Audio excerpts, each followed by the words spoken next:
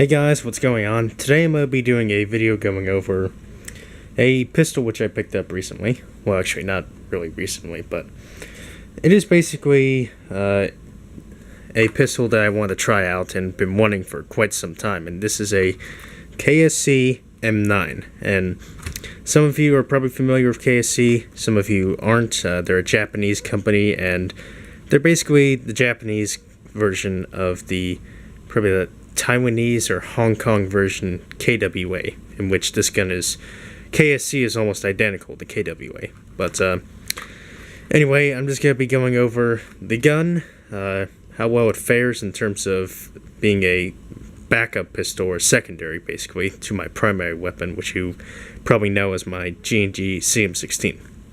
And I'm also trying a different lighting system. Let me know what you guys think of the current light setup. And I apologize in advance for it may be awkward to hold this pistol since I'm currently hovering over the camera in order to be able to film this. So let's go ahead and get started. Okay, so first off, where I got this pistol, I got it from eHobby Asia. This was pretty much one of the sites where I could find this pistol. Other than Red Wolf, you can find it at eHobby Asia and redwolfairsoft.com. I paid $150 for the gun, and shipping on it, I paid 3 to 5 days. It was kind of weird getting this gun because, first of all, it went out of stock when I made the order, and it took a few days for it to get approved. And because it was out of stock, it obviously couldn't be approved until they came back in the stock. So it took probably several weeks for my shipment to get approved, and when it was approved and when the gun finally shipped, it shipped in, I think, about 2 days, which is pretty fast overall. So would highly recommend going with express shipping, which is 3 to 5 days. It will cost you a little more, but it's definitely worth it.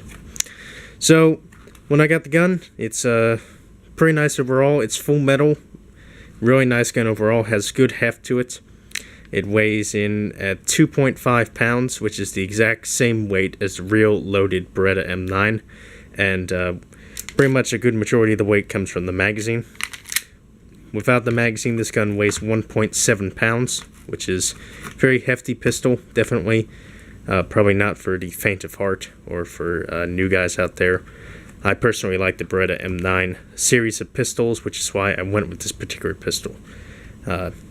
And when I picked up this gun, I've held and shot a real Beretta, so when I picked this up, it felt very familiar.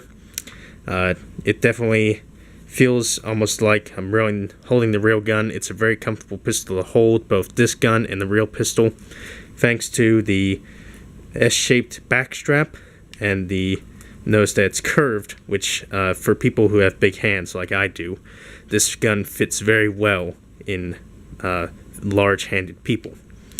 As far as operating the pistol, it's pretty much almost exactly like this real M9, such as the slide release is in the same exact place, which is another reason why I like the M9's pistol. It's a very large slide release, very accessible, and you're able to very easily just release the slide forward. The trigger on this is pretty good. It's almost like the real M9. It's very crisp, especially in single action.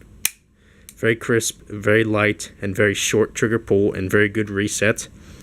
And in terms of double action, it is a bit heavy. I believe the real pistol is about 7 to 8 pounds double action, and a little less, maybe 5 to 6 pounds in single action, but still very good pistol overall. And it also has a functional decocker, which you'll pretty much only find on KWA and KSC M9s. Companies such as KJ Works and a few others probably won't include this feature, which is a very good eye for detail. And the finish on the gun, whoops, there, sorry about that.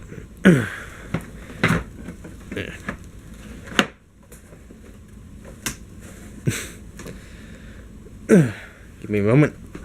Sorry about that. My current lighting system just fell. Hang on, you'll have to give me a second. Okay, there we go.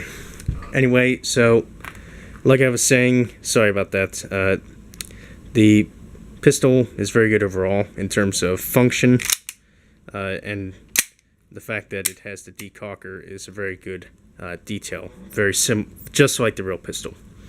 And the finish on the gun is sort of a jet black finish, which looks really nice.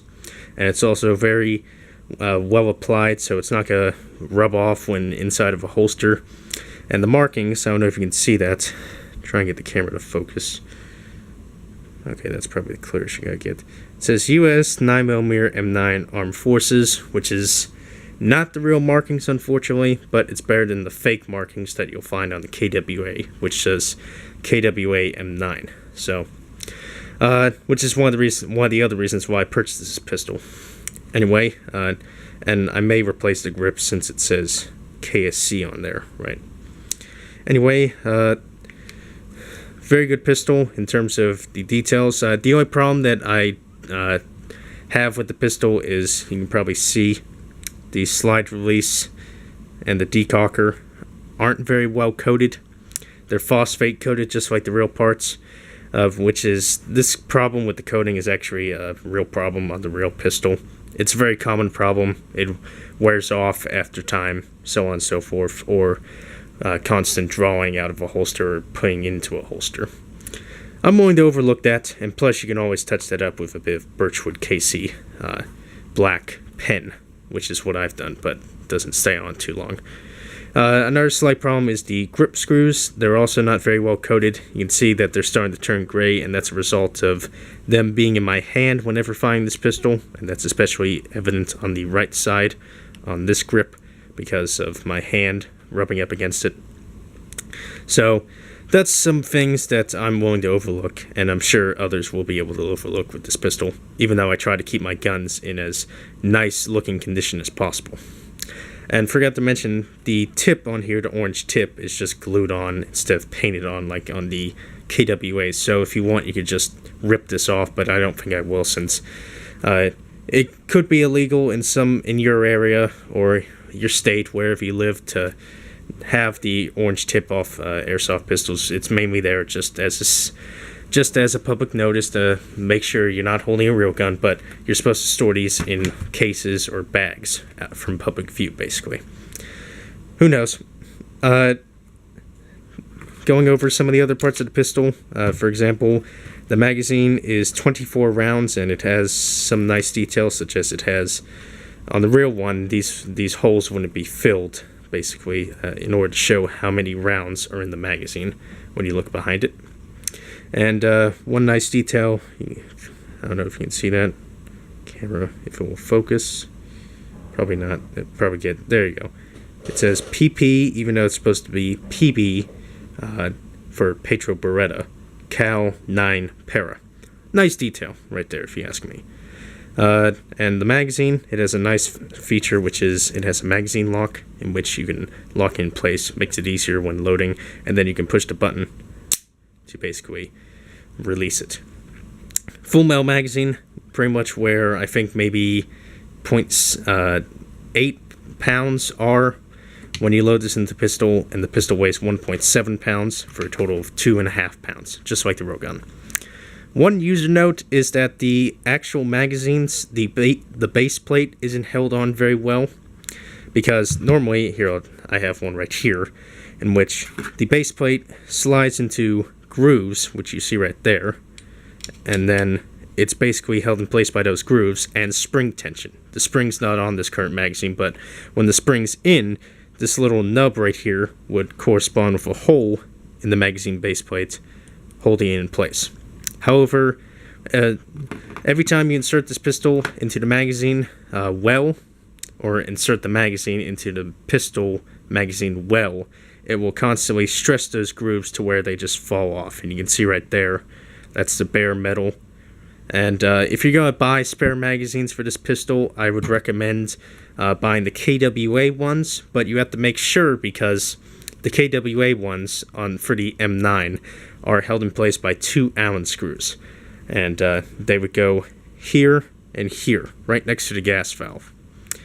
So if you're going to buy spare magazines for the KSC M9, buy the KWA ones, but you have to make sure that they have the Allen screws in the bottom of the magazine floor plate. Or you could do what I did, which is just basically drill a hole into the magazine base itself and in the base plate and put a screw right there. Nice brass screw right there.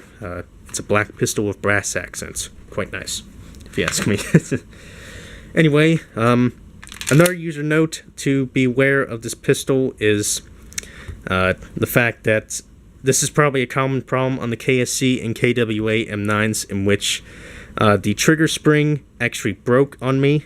And what that means is it obviously broke. One of the little tails came off, if you will. It's basically a coil type spring in which it wraps around the trigger pin right here.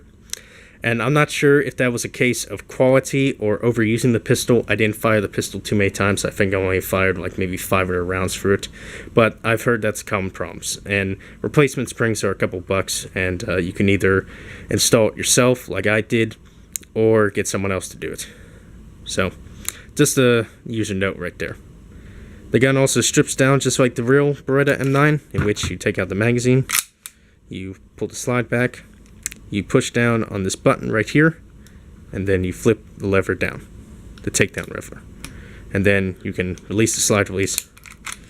And you're going to want to hold on to the recoil spring when taking the slide off, because it will fly out. And it disassembles just like the real pistol. I'm not going to disassemble it though, because it is a bit difficult. And another user note is that inside here, I don't know if you can see that, that's the locking mechanism for the pistol, which is the same on the real gun. There's a spring in there which gives it spring tension, and then it's held in place by a pin. You're going to want to be careful when taking the barrel out for cleaning, because that pin can come out. It's not really held in place very well, and as a result, the cam, not the cam, but the locking mechanism will fall out, and you can lose the spring. I actually had that happen to me, and I couldn't find the spring as a result, and I had to improvise by using a old pen spring, in fact, if you will, which actually this gun still works as a result. But just something to be aware of when taking apart the pistol. It's still a good gun overall. I forgot to go over the quality of the pistol. The gun is full metal, by the way.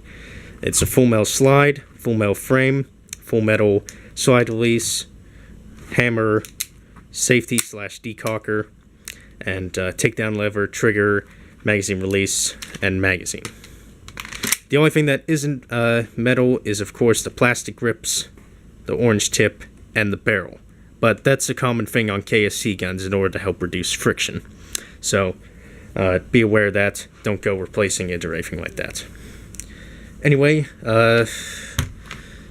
I would do a chrono test on this gun, but I don't have a chrono, unfortunately. So, but I can tell you, when I was having this chronoed at my local airsoft CQB range, that this shoots about 320. And this gun is also running the NS2 system, or System 7. NS2 and System 7 are basically identical, except one is made by KSC, the other one's made by KWA. And to adjust the hop-up on this pistol, you're going to want to take the magazine out, open the chamber, and then take the hop-up key, and turn it all the way to the right or left, depending on where your BBs are flying. And that's pretty much it. This gun is very good overall. Highly recommend it. Hope you guys enjoyed the video. Thanks for watching. Go ahead, rate, comment, subscribe. Check out my channel for all my other videos. I'll see you guys next time.